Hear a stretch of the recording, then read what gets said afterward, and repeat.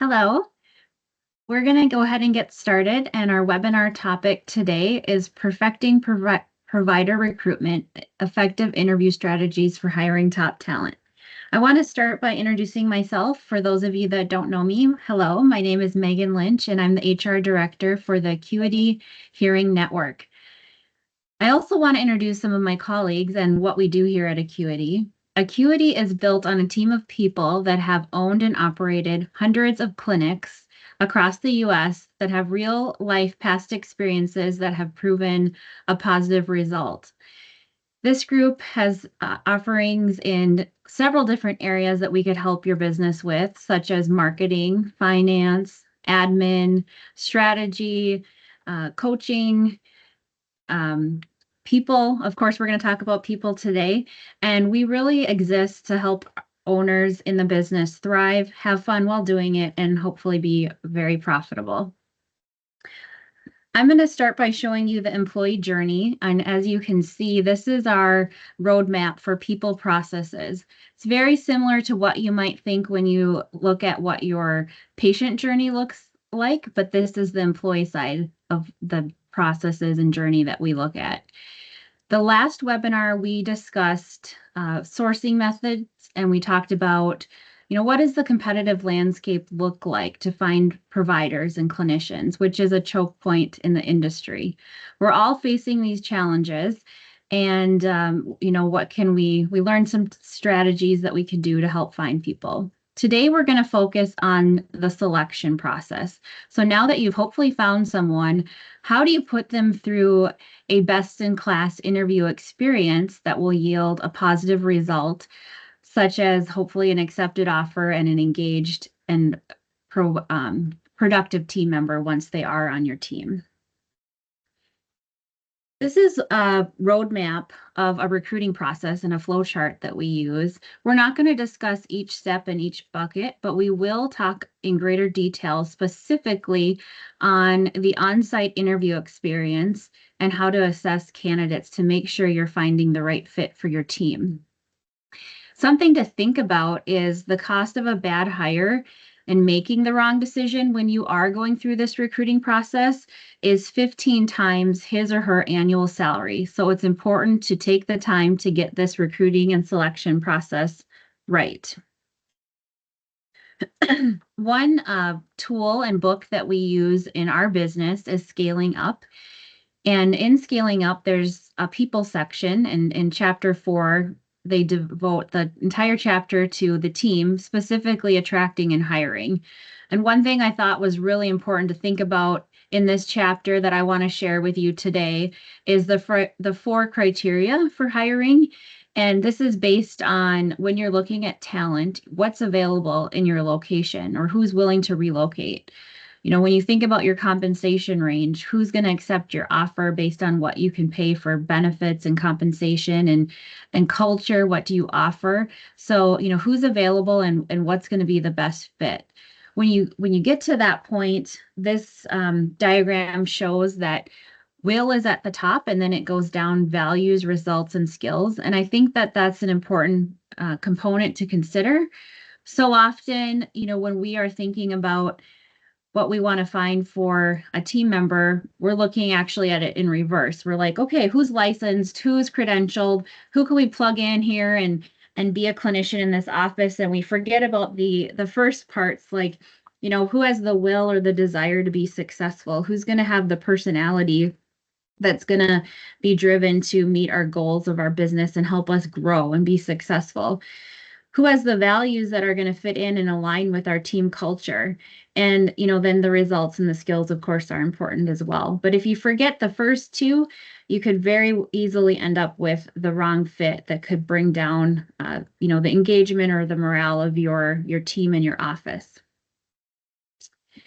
So when we think about, we're going to go find this person, we want to make sure that we're attracting the right people. We can look at our job postings.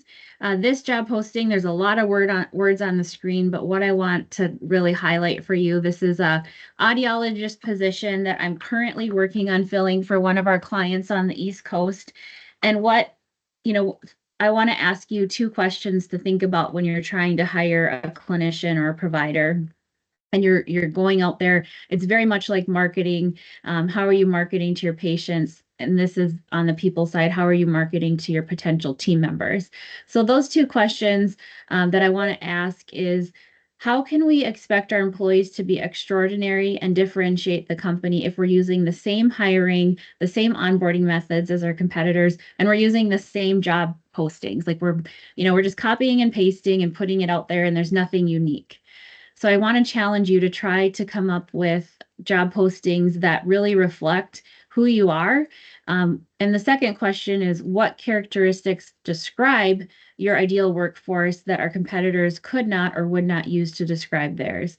So do you have something that makes you truly unique that your employees love about your organization? Maybe it's you get this feedback through state interviews or through your employee check-ins or your engagement surveys. Why do people want to work for you? And really being specific and highlighting that in your job posting and in your interview process is important. So it's like, think about the perks that someone would want to join the team or stay with you, and making sure that you're communicating that effectively through the job posting and through the interview process.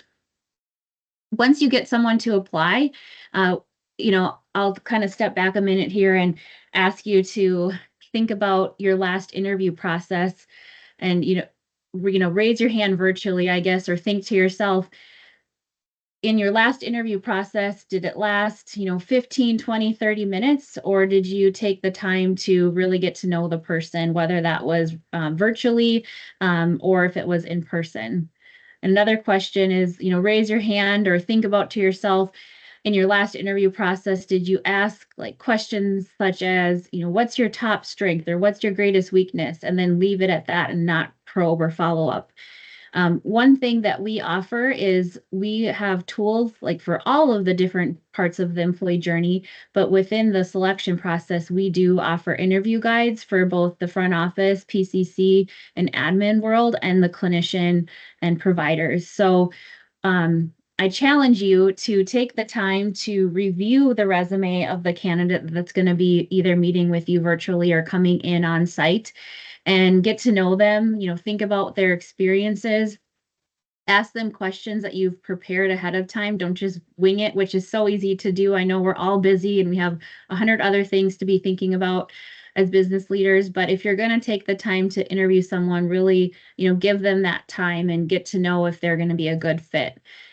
When I think about some of the questions I ask to potential providers, I also think about like the KPIs and the metrics that we're going to want to think about someone being successful in the role. So some of those questions might look like, can you tell me what your average selling price is on devices and hearing aids? What revenue did you do in your office specifically? Do you have monthly, quarterly, annual goals that that you have met? Or if you haven't met them, what were the challenges that caused you to fall short in those areas? Are they tracking return rate or close rate? Do they know how much, like I said, how much revenue that they're producing in their clinic? And if it's like deer in the headlights and they've never even thought about it, that doesn't necessarily mean they're going to be a terrible fit, but it's something to really think about and dig deeper. Maybe they have a high base salary and they haven't had performance goals in terms of compensation and revenue for their office. Is that something that they could get on board with? And, if there are red flags or things throughout that, just digging deeper and being transparent with how you do measure success and how the clinicians are compensated. And then another thing to think about, and we talked about this in the last webinar, but aligning our interview guides and our job postings with our core values. I'm going to talk about that a little bit more on the next slide. This is the 5 pillars of success that we use in the Acuity Hearing Network. It talks about, why are we here? Why do we exist? Where are we going? How do we get there? And how do we behave? The behavior is the culture that we set. They are the core values that we're looking for being a good fit in our team. And I would say this is something that you should share with your final interviews and your candidates to make sure that they are getting to understand who you are as much as you're trying to understand who they are. I'm going to stop on this slide for a little bit and really dig into what does a provider interview process look like when you get to the final candidates and the on-site interview. The interview process is, the business version of courtship or dating. There's many touch points of communication through the process. We want to make sure to stay engaged, to stay in touch. One thing that we do in our clinics is we offer an on-site interview clinic visit. We call it a working interview. So what that means is we're giving a realistic job preview to our candidates so they know, they're spending a whole day, sometimes 2 days in our clinic, and they're sitting in on patient appointments. How are they interacting with the PCC? How are they interacting with the patients? They're getting to see our process too. What does our patient process look like? Our pathway, how are we talking to the patients? How are we going about that sales process? We want to, on the last slide, we talked about our core values, and one that's important is making others feel important. And so that doesn't just apply to our patients. Of course, it does in that aspect, but it also applies to our team members. So having this lengthy, giving them a lot of time and attention through this interview process is hopefully making the candidate feel special and feel important as well. There's a picture on the slide of the Daytona Hotel, and that's just an example of when we bring someone into our Florida clinics, we pay for their flight, we book their flight, their accommodations, we put them in a nice hotel. We typically take them out to dinner, or a nice team lunch so they can meet the leaders on the team and the interview group. And like I said, we have them spend at least a day or two in the office giving them a realistic job preview. We also have quarterly trainings, and we have an annual awards dinner and gala.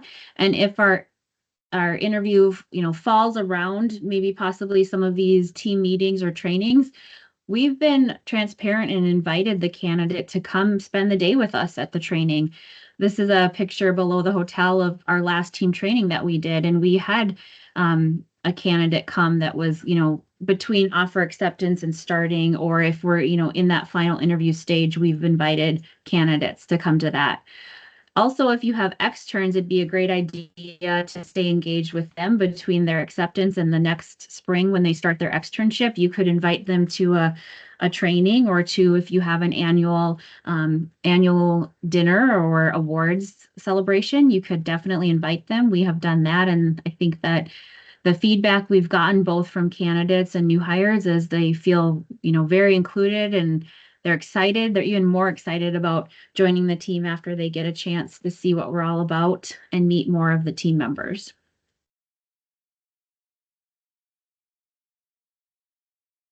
So once you've gotten through that on-site interview, how do you evaluate candidates and make the right decision? We did touch on this in our last webinar, but just a reminder, we do offer PXT assessments, and that's something that we do in our interview process. We typically PXT at least the final 2 candidates and get a chance to look and see how they would fit in with the team, and how they, maybe some strengths and some areas that we would want to look into. We do offer that service too. If you have your own interview process in place, you can reach out to me, and I'd be happy to get a PXT set up for your top candidates to go through, so you can get a chance to incorporate that into your process and decision making. We never make a final decision just based on a PXT. It is a complementary assessment tool that is part of the whole process, and it does help give us a look under the hood and just to see how that person might fit in. Also, think about who you have on your interview team. Who has been, I'm sure you probably have yourself as the owner, or you have a leader in place. Who else is a strong performer that you might want to incorporate into the interview process? We debrief with that interview team after an on-site interview so that we can get on the same page and get feedback. So we understand, what did maybe the PCC see that the manager might not have seen when the candidate was waiting to go in and meet with them. So just getting feedback and considering that in your decision making. Are they a good culture fit? And then, as we talked about in the order of what is important when you think about a team member, do they have the skills and the experiences to be able to be successful in the role that you're hiring for? As far as extending the offer and negotiating tips, we have found that it is important to be able to frame up the opportunity. So communicate the opportunity effectively. For example, pull metrics and be able to communicate what is the average clinician or provider make on your team. We could be able to explain, the average provider last year made 110 to 115,000. We have a base salary, we have a monthly bonus opportunity, and being able to explain it and sell the opportunity. So they understand, that total comp. We offer CEUs, or we offer 50 hours of training. We pay for continuing education. We have paid time off. All the different benefits that you offer that you want to make sure that you highlight. Some unique things that we have tested out and tried in the difficult market in the last 6 months or so. Do we want to offer a guaranteed bonus each month until the person is fully onboarded and ready to be productive in that office while they're training, so they can focus on that onboarding period? We've also tested sign-on bonuses. Is that something that would help attract someone to maybe relocate, or be able to join the team because they're going to have this guaranteed sign-on bonus within the first year or two? And then just asking the questions, if you don't ask the candidate something like, what would it take for you to leave your current employment, and pre-closing throughout the process, what's important to you? Maybe they aren't the most concerned with, for example, a lot of people are concerned with compensation, of course, but is there something unique to them that they really care about, like benefits, health insurance, flexibility, time off, scheduling? Could you do 410s to accommodate somebody that, is really interested in that? Retirement benefits, growth, training, culture, team, like the commute or the location, maybe that's the most important thing. And so making sure that you understand that so that you can, like I said, pre-close and communicate effectively what that person is looking for and how you can offer that in the future. We do have processes in place for the entire employee journey. So we will have future webinars on the people processes. This is our second one. Some future topics. I'd love to hear from you, by the way, too, on what you might want to hear about. But potential future topics might be on clinician pay, training, retention, and I would think that we'll dive a lot deeper. We haven't touched on, the onboarding process, which comes next in this employee journey. So look for future people webinars as well. And if you do need any services, of course, we offer recruiting, placement, but I mentioned we also can set you up with PXTs. We do HR consulting and training, payroll and benefits administration. So if you need any help with people processes, feel free to reach out to me. I'd love to work with you. I am offering a free 60-minute consultation in the month of August to the first 3 people to reach out to me. We could review what does your recruiting process look like right now, and maybe what are some areas that you could improve. I could share tools with you. Like I said, we have interview guides. We have a roadmap on, the different steps in the processes, questions to ask, questions not to ask. We could dive into the PXT and look at PXTs together, and how do you make a decision based on what you're finding in that. So happy to talk with you more offline in the future. And we have about 10 minutes left. Would love to open this up to questions that you might have, and I'd be happy to answer what I can. Yeah, if anyone has questions, feel free to type them out in the chat and I will relay them to Megan. All right, Megan, we have a couple questions already. Okay. Aranza says she would love, first she said she would love to see future webinars on retention and reviews. Okay. And Thank you, Aranza. then Kate is asking, can you explain what a stay interview is? You mentioned it early on. Also, how does a guaranteed bonus work? Sure. So I'll start with state interviews. State interviews, and this is a tool we have in place. So if you're interested in doing a state interview, I have a template that you could use.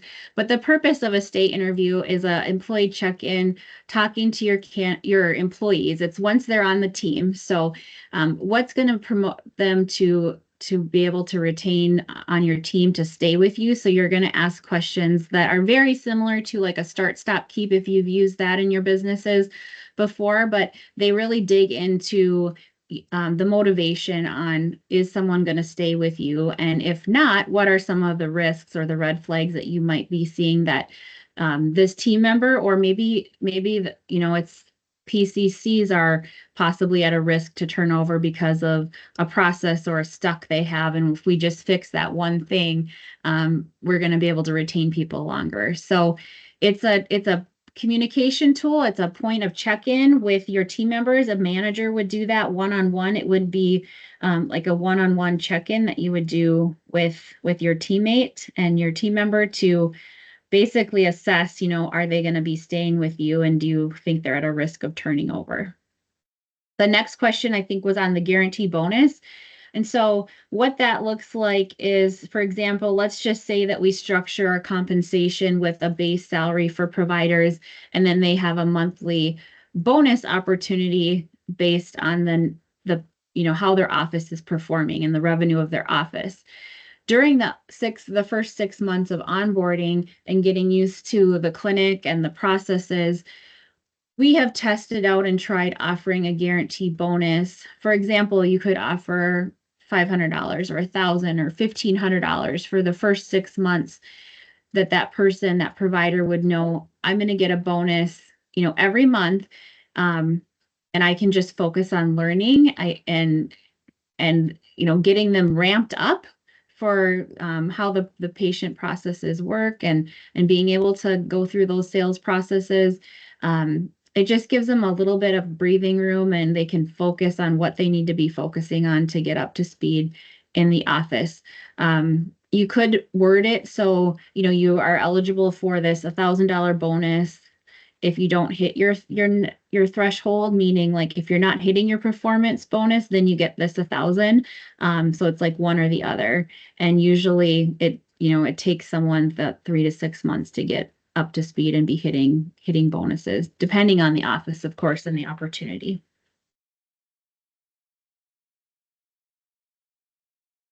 Megan, we have one more.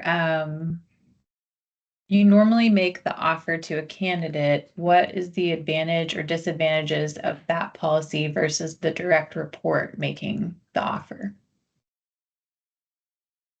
Okay, I so I said that think in a that, weird way, Megan. I think you normally make the offer, meaning Megan. yeah, What's the advantage or disadvantage of you doing it versus the direct sure. report?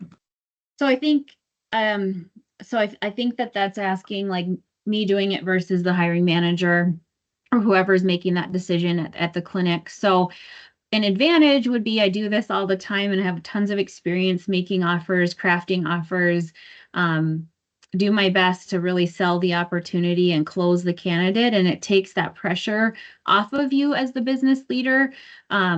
And so it's like it's just one thing that you don't have to think about, and I can just do for you.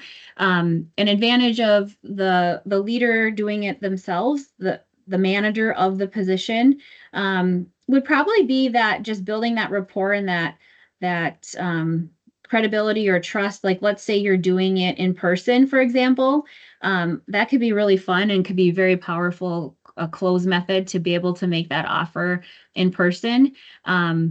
Another thing that it would alleviate would be some of the back and forth with negotiations, which depending on, if you want to deal with that or not, like if someone's trying to negotiate, then I'll go to the business owner, leader, and find out if they're willing to make any contingencies. We do try to come forward with our best offer, so we negate all of that back and forth.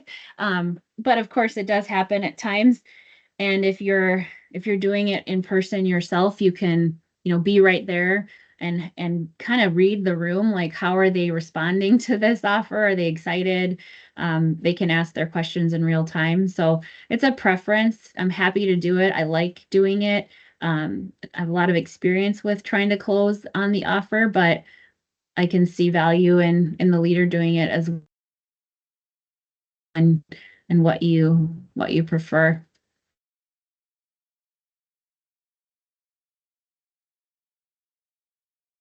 Megan, that's all the questions so far. Okay.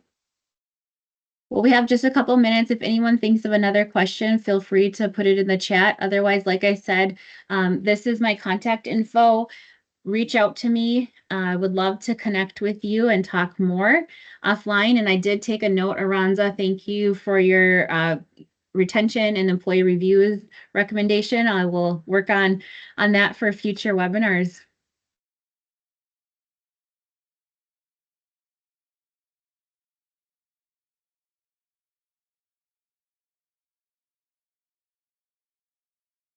Aranza said thank you, Megan, in the chat.